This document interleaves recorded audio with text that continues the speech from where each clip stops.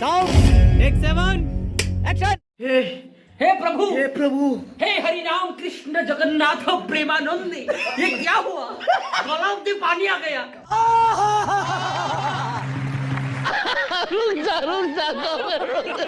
तो भैया ये कारनामा मध्य प्रदेश का है, जहां सीएम के काफिले में शामिल होने वाली 19 गाड़ियों में पेट्रोल पंप वालों ने पानी मिला डीजल भर दिया।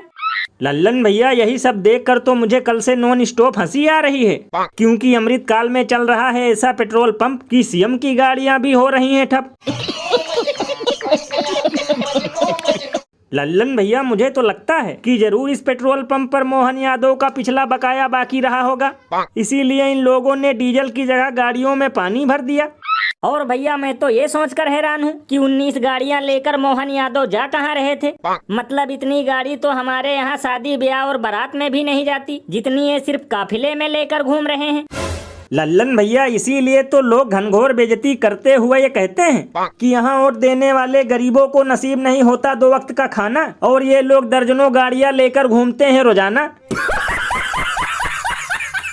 ये बड़ी अच्छी बात कही आप। वैसे भैया एक कमाल की बात बताऊं, ये सब देखकर एक चीज तो कंफर्म हो गया कि मध्य प्रदेश की हालत तो यूपी बिहार से भी ज्यादा खस्ता है। यानी जब मंत्री महोदय के साथ ऐसा हो रहा है तो आम नागरिकों से तो ये पेट्रोल पंप वाले पैसे लेकर उन्हें मार पीट कर भगा देते होंगे।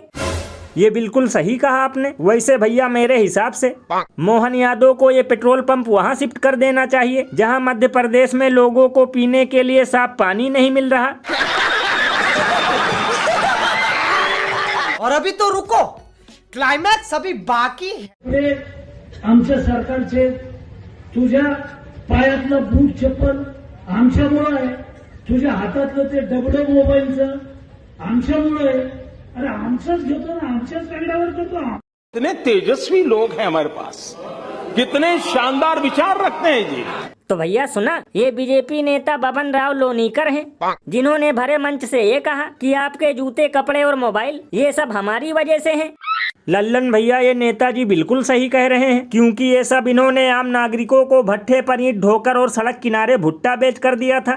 अरे बाप रे, ये तो धोती खोल रहा है। और लल्लन भैया, सिर्फ यही नहीं बल्कि इन लोगों की कृपा से ही हम लोग मटन बिरयानी और पनीर टिक्का खा रहे हैं, जापान जैसी शानदार सड़क और अस्पताल का आनंद उठा रहे हैं।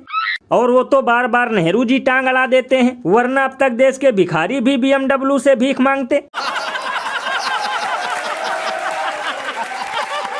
ये बिल्कुल सही कहा आपने। और भैया एक अंदर की बात बताऊं, कभी कभी तो मुझे लगता है कि बीजेपी वाले आम नागरिकों को सिर्फ जमीन पर रेंगने वाला कीड़ा मकोड़ा समझते हैं। मतलब कोई कहता है जो हमें वोट ना दे उसे जूते से मारो, कोई सवाल पूछने वालों को गिद्ध और सुअर कहता है, तो कोई देश की वीर सैनिकों को ही आतंकवादियों की बहन बताता है।